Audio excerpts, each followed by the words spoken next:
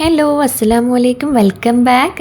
ഇന്ന് ഞാൻ വന്നിട്ടുള്ളത് ഒരു അടിപൊളി ചിക്കൻ ടിക്ക പോളിൻ്റെ റെസിപ്പിയുമായിട്ടാണ്. എൻ്റെ ചാനൽ ആദ്യമായിട്ട് കാണുന്നവരാണെങ്കിൽ സബ്സ്ക്രൈബ് ചെയ്യുക, ലൈക്ക് ചെയ്യുക, കമൻറ്റ് ചെയ്യുക, കൂടെ മറ്റുള്ളവർക്കും കൂടി ഷെയർ ചെയ്ത് കൊടുക്കുക.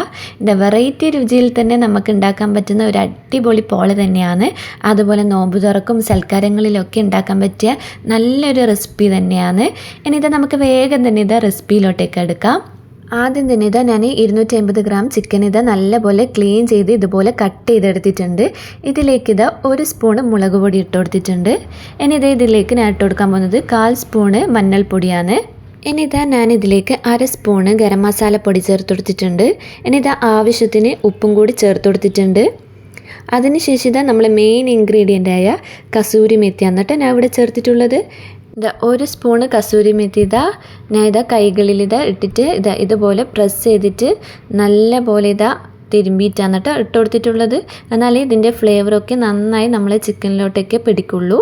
ഇനി അടുത്തതായിട്ട് 2 സ്പൂണ് തൈര് ഞാൻ ഇവിടെ ചേർത്ത് കൊടുത്തിട്ടുണ്ട്. എന്നാലേ നമ്മളെ ചിക്കനൊക്കെ നല്ല സോഫ്റ്റായിട്ട് കിട്ടുള്ളൂ. അങ്ങനെ തൈരും കൂടി ചേർത്ത് കൊടുത്തിട്ട് ചിക്കനൊക്കെ നന്നായി മിക്സ് ചെയ്തെടുക്കലാണ്. എന്നിട്ട് നമുക്ക് ഇതൊരു അരമണിക്കൂർ റെസ്റ്റ് ചെയ്യാൻ വെക്കാം. അങ്ങനെ അരമണിക്കൂറായിട്ടുണ്ട്. ഇനി നമുക്ക് ഇതൊരു പാൻ വെച്ചിട്ട് ഓയിൽ ഒഴിച്ച് കൊടുത്തിട്ട് അതിലേക്ക് ചിക്കൻ ഇട്ടിട്ട് ഫ്രൈ ചെയ്തെടുക്കാം. സാധാരണ നമ്മൾ ചിക്കനൊക്കെ ഫ്രൈ ചെയ്തെടുക്കൂലേ, അതുപോലെ ഫ്രൈ ചെയ്തെടുക്കാം. അങ്ങനെ ഞാൻ എല്ലാ പീസും ഇതുപോലെ ഇട്ട് കൊടുത്തിട്ടുണ്ട്. അങ്ങനെ ചിക്കനൊക്കെ നല്ലപോലെ ഫ്രൈ ആയി വന്നിട്ടുണ്ട്. ഇനി നമുക്കിത് കോരി മാറ്റാം. ഇതേ പാനിലിട്ടിട്ട് തന്നെയാണ് നമ്മൾ ഇതിൻ്റെ മസാല റെഡിയാക്കാൻ പോകുന്നത്. ഇതിനായത് കുറച്ച് ഓയിൽ ഒഴിച്ച് കൊടുത്തിട്ടുണ്ട്. എന്നിട്ട് ഇഞ്ചി വെളുത്തുള്ളി നല്ലപോലെ ചതച്ചെടുത്തതാണ്. നമുക്ക് നല്ലപോലെ അതിൻ്റെ പച്ചമണം മാറുന്നത് വരെ വഴറ്റിയെടുക്കാം. വഴറ്റുമ്പം തന്നെ നല്ലൊരു സ്മെല്ലൊക്കെ വരുന്നുണ്ട് കേട്ടോ. അങ്ങനെ നല്ലപോലെ ഇഞ്ചി വെളുത്തുള്ളിയൊക്കെ റെഡിയായി കഴിഞ്ഞിട്ടുണ്ട്. ഇനി നമുക്കിതിലേക്ക് 2 സവാള ഇതുപോലെ അരിഞ്ഞിട്ട് ചേർത്ത് കൊടുക്കാം. ഇതൊക്കെ നിങ്ങളെ ഇഷ്ടം പോലെ നിങ്ങൾക്ക് എത്ര മസാലയാണ് വേണ്ടത് അതിനനുസരിച്ചിട്ട് ചേർത്ത് കൊടുക്കുക കേട്ടോ. ഞാൻ ഇപ്പോൾ 2 സവാളയാണ് ചേർത്ത് കൊടുത്തിട്ടുള്ളത്. അങ്ങനെ സവാള നല്ലപോലെ വഴറ്റിയെടുക്കലാണ്. ഞാൻ കുറച്ച് ഉപ്പിട്ട് കൊടുക്കുന്നുണ്ട്. അങ്ങനെ ഉപ്പും കൂടി ചേർത്തിട്ട് ഞാൻ നല്ലപോലെ വഴറ്റിയെടുക്കലാണ്. ഇനി അടുത്തതായി നമുക്ക് ഇതിലേക്ക് പൊടികൾ ചേർത്ത് കൊടുക്കാം. ഞാൻ ആദ്യം തന്നെ കുറച്ച് ഗരം മസാലപ്പൊടി ചേർത്ത് കൊടുത്തിട്ടുണ്ട്. അതുപോലെ ഒരു 1/4 സ്പൂണ് കുരുമുളക് പൊടിയും കൂടി ചേർത്ത് കൊടുത്തിട്ടുണ്ട്. പിന്നെ 1/4 സ്പൂണ് മുളക് പൊടിയും കൂടി ചേർത്ത് കൊടുത്തിട്ടുണ്ട്. എന്നിട്ട് നല്ലപോലെ നമുക്ക് ഇതിൻ്റെ പച്ചമണം മാറുന്നത് വരെ വഴറ്റിയെടുക്കാം. എന്നിട്ട് ഞാൻ ടൊമാറ്റോ പ്യൂരിയാണ് കേട്ടോ ഞാൻ ഇവിടെ ചേർത്ത് കൊടുത്തിട്ടുള്ളത്. ഒരു 2 സ്പൂണ് ചേർത്ത് കൊടുത്തിട്ടുണ്ട്. എന്നിട്ട് നമുക്ക് നല്ലപോലെ മിക്സ് ചെയ്തെടുക്കാം. നിങ്ങൾക്ക് വേണമെങ്കിൽ ഇതിന് പകരം ടൊമാറ്റോ അരിഞ്ഞെടുത്തിട്ട് ചേർത്ത് കൊടുക്കാവുന്നതാണ്. ഞാൻ ഇവിടെ ഇപ്പോൾ പ്യൂരി ആക്കിയിട്ടാണ് ചേർത്ത് കൊടുത്തിട്ടുള്ളത്. ഇനി ഇതിലേക്ക് നമുക്ക് മെയിൻ ഇൻഗ്രീഡിയൻ്റ് ആയിട്ട് വേണ്ടത് ക്യാപ്സിക്കാണ്. ഞാൻ ഒരു ക്യാപ്സിക്കം ഇതുപോലെ കട്ട് ചെയ്തിട്ട് ചേർത്ത് കൊടുത്തിട്ടുണ്ട്. ക്യാപ്സിക്കൊക്കെ ചേർത്ത് കൊടുത്താൽ മസാലയ്ക്ക് നല്ലൊരു ഫ്ലേവർ ആയിരിക്കും. അതുപോലെ നമ്മൾ എല്ലാ ദിവസവും ഉണ്ടാക്കുന്ന മസാലനെയും കാട്ടി ഒരു വേറിട്ടൊരു ഫ്ലേവർ തന്നെയായിരിക്കും കേട്ടോ. അപ്പോൾ ഞാൻ ആവശ്യത്തിന് ഉപ്പും കൂടി ചേർത്ത് കൊടുത്തിട്ടുണ്ട്. എന്നിട്ട് നേരത്തെ മാറ്റി വെച്ച് നമ്മൾ ചിക്കനില്ലേ ഫ്രൈ ചെയ്ത് വെച്ച് അതും കൂടി ചേർത്ത് കൊടുത്തിട്ടുണ്ട്. അതിന് ശേഷം മല്ലിയിലയും കുറച്ച് കസൂരി മേത്തിയും കൂടി അതിൻ്റെ മുകളിലായിട്ട് ഇട്ട് കൊടുത്തിട്ടുണ്ട്. അപ്പോൾ നമ്മളെ മസാല ഇവിടെ റെഡി ആയി കഴിഞ്ഞിട്ടുണ്ട്. ഫ്ലെയിം ഓഫ് ചെയ്യലാണ്. ഇനി നമുക്ക് ഇതിൻ്റെ മാവ് ഉണ്ടാക്കാം. അതിന് വേണ്ടിയിട്ട് ഞാൻ ഒരു മിക്സിൻ്റെ ജാർ എടുത്തിട്ടുണ്ട്. അതിലേക്ക് 2 മുട്ടയാണ് ആഡ് ചെയ്തിട്ടുള്ളത്. ഇനി ഇതിലേക്ക് 1 കപ്പ് മൈദ ഇട്ട് കൊടുത്തിട്ടുണ്ട്. അതിലേക്ക് ഞാൻ ആവശ്യത്തിന് മൈദ അടിക്കാൻ വേണ്ടിയിട്ടുള്ള പാലും കൂടി ചേർത്ത് കൊടുത്തിട്ടുണ്ട്. നമുക്കൊരു ലൂസ് കൺസിസ്റ്റൻസിയിലാണ് വേണ്ടത്. ഇനി ഇതിലേക്ക് നല്ലൊരു ഫ്ലേവർ കിട്ടാൻ വേണ്ടിയിട്ട് ഞാൻ കുറച്ച് കുരുമുളക് പൊടി ചേർത്ത് കൊടുത്തിട്ടുണ്ട്.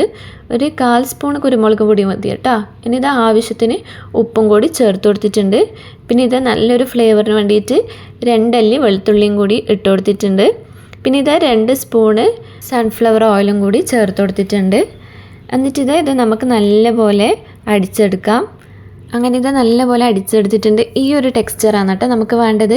പാലൊക്കെ ആവശ്യത്തിനനുസരിച്ചിട്ട് ഒഴിച്ചു കൊടുത്തിട്ട് ഈ ഒരു ടെക്സ്ചറിലാക്കി എടുക്കുക.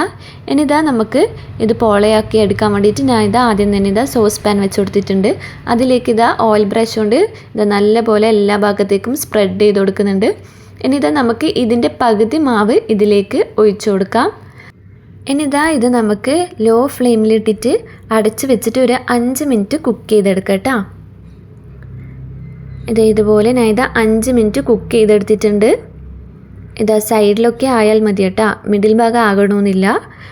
ഇനി ഇതാ നമുക്ക് ഇതിൻ്റെ മേലെ മസാല ഇട്ട് കൊടുക്കാം. മസാല ഒക്കെ ഇടുമ്പോൾ ശ്രദ്ധിച്ചിടുക, ഇതിൻ്റെ സൈഡിലോട്ടേക്ക് ആക്കിയിട്ട് ഇടരുത്. അപ്പോൾ നമ്മൾ പോള കാണാനൊരു ഭംഗി ഉണ്ടാവില്ല. ഇതാ മിഡിലോട്ടേക്ക് ആക്കിയിട്ട് ഇട്ട് കൊടുക്കുക കേട്ടോ. അങ്ങനെ ഇതാ ഞാൻ ഇതാ മസാലയൊക്കെ ഇതാ നല്ലപോലെ ഇട്ട് കൊടുത്തിട്ടുണ്ട്. ഇനി ഇതാ ബാക്കിയുള്ള മാവും കൂടി ഇതാ നമുക്ക് ഇതിൻ്റെ മുകളിലേക്കായിട്ട് ഒഴിച്ചു കൊടുക്കാം. എന്നിട്ട് ഇതാ ബാക്കി ഫില്ലിങ്സും കൂടി നമുക്ക് ചേർത്ത് കൊടുക്കാം. ഇതിനായത് അങ്ങനെ ബാക്കി ഫില്ലിങ്സും കൂടി ഇതാ ഇവിടെ ചേർത്ത് കൊടുത്തിട്ടുണ്ട്. ഇനി നമുക്ക് ഇതിൻ്റെ മുകളിലേക്കായിട്ട് ഡെക്കറേഷന് വേണ്ടിയിട്ട് ടൊമാറ്റോ അല്ലെങ്കിൽ ഇതാ ക്യാപ്സിക്കമോ മല്ലിയിലയോ ചേർത്തിട്ട് ഇതാ ഡെക്കറേറ്റ് ചെയ്തെടുക്കാം. എന്നിട്ട് ഇതാ ഞാൻ ഇതാ അടച്ച് വെച്ചിട്ട് ഇതൊരു 30 മിനിറ്റ്സ് കുക്ക് ചെയ്തെടുക്കലാണ്. അങ്ങനെ ഇതാ നമ്മളെ പോള ഇതാ ഇവിടെ റെഡി ആയി കഴിഞ്ഞിട്ടുണ്ട്.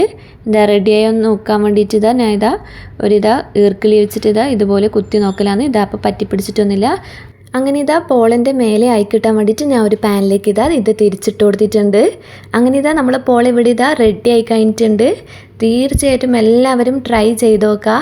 എല്ലാവർക്കും ഇഷ്ടപ്പെടുന്നൊരു വെറൈറ്റി പോള തന്നെയാണ്. ഇതാ കണ്ടാൽ തന്നെ അറിയാം, നല്ല സോഫ്റ്റ് ആൻഡ് ജ്യൂസി പോളയാണ്. ഇത് ഇഫ്താർ പാർട്ടികളിലും അതുപോലെ സൽക്കാരങ്ങളിലൊക്കെ ഉണ്ടാക്കാൻ പറ്റിയ നല്ലൊരു റെസിപ്പിയാണ്. പ്രത്യേകം ശ്രദ്ധിക്കേണ്ടത്, ചൂടാറിയതിന് ശേഷം മാത്രം സോസ് പാനിൽ നിന്ന് ഇത് പ്ലേറ്റിലേക്ക് സെർവ് ചെയ്യുക. എന്നാലേ നമുക്ക് ഇതുപോലെ നല്ലൊരു അടിപൊളി ഷേപ്പായിട്ട് കിട്ടുള്ളൂ കേട്ടോ. അപ്പോൾ ഇതാ ഇന്നത്തെ റെസിപ്പി എല്ലാവർക്കും ഇഷ്ടപ്പെട്ടെന്ന് വിചാരിക്കുന്നു. എല്ലാവരും ട്രൈ ചെയ്ത് നോക്കുക, എന്നിട്ട് ഇതാ ഫീഡ്ബാക്ക് അറിയിക്കുക. അപ്പോൾ ഇതാ വീണ്ടും ഇതുപോലുള്ള വ്യത്യസ്തമായ രുചികളുമായി വരുന്നവരേക്കും ബൈ. Thanks for watching.